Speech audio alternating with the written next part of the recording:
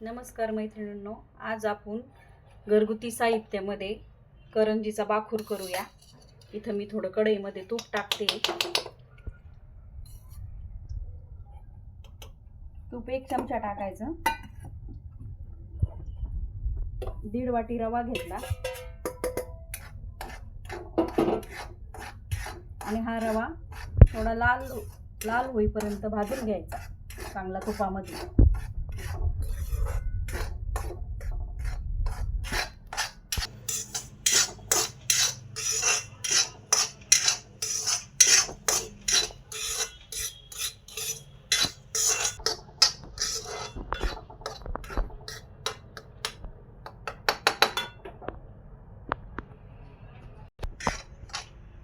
आता हा रवा आपण 10 मिनिटं भाजून घेतलाय।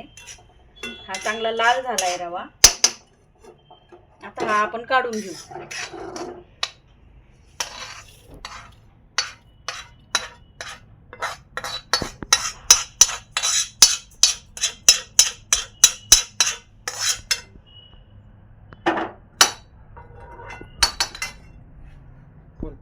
आता 1.5 वाटी रवा घेतला होता। आता त्याच वाटीने मी 2 वाट्या सुकं खोबरं घेतलं आहे।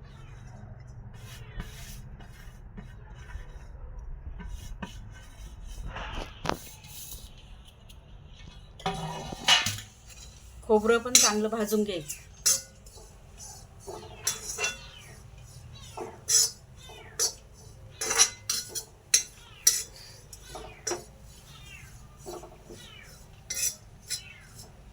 खोबरं असं कुरकुरीत झालं पाहिजे, त्यातला ओलावा निघून गेला पाहिजे इतपत भाजायचं खोबरं। मग आपली करंजी जास्त दिवस टिकती खोबरं चांगलं भाजून घेतल्यामुळे।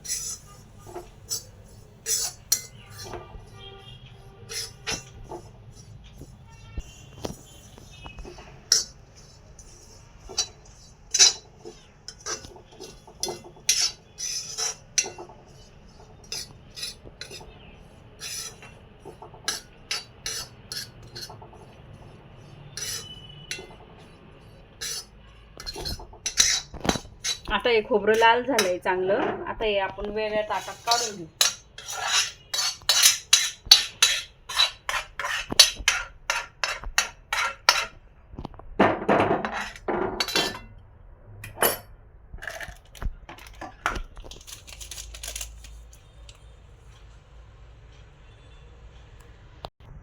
आता आपण थोडे याच कढईमध्ये मनुके भाजून घेऊ बाखूरमध्ये टाकायला। मनुके पण थोडे तूप टाकून भाजून घ्यायचे,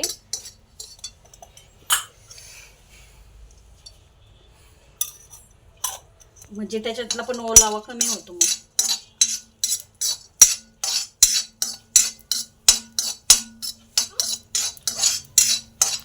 तुमच्याकडे काय ड्रायफ्रूट असेल तर ड्रायफ्रूट पण टाकायचे, काजू, बदाम, चारोळे। मी फक्त मनुकेच टाकते।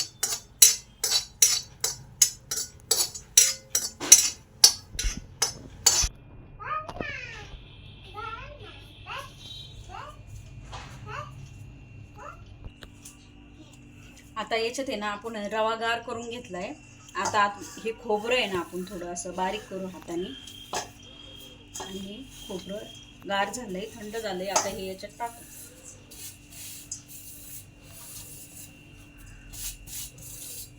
आता हे पूर्णपणे गारच करून घ्यायचं मिश्रण। हा बाखूर सगळा पूर्णपणे गार करून घ्यायचा। मग याच्यात वेलची पूड, आपल्या आवडीनुसार वेलची पूड, आपल्या चवीनुसार पिठी साखर। हे थंड केल्यानंतरच याच्यात पिठी साखर टाकायची, मग त्याला पाणी सुटत नाही आणि आपला बाखूर जास्त दिवस टिकतो। कोणाला जास्त गोड आवडतं, कोणाला फिक्का आवडतं, मग आपल्या आवडीनुसार। आता मी याच्यात 1 वाटी पिठी साखर घालते। तुम्ही 1.5 वाटी घातली तरी चालेल।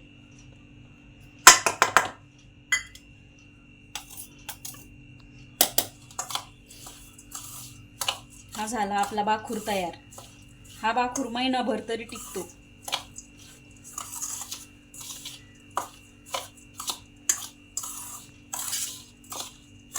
चांगलं मिक्स करून घ्यायचा. पॅक बंद डब्यात होऊन द्यायचं. जेव्हा आपल्याला करंज्या करायचं तेव्हा करायचं.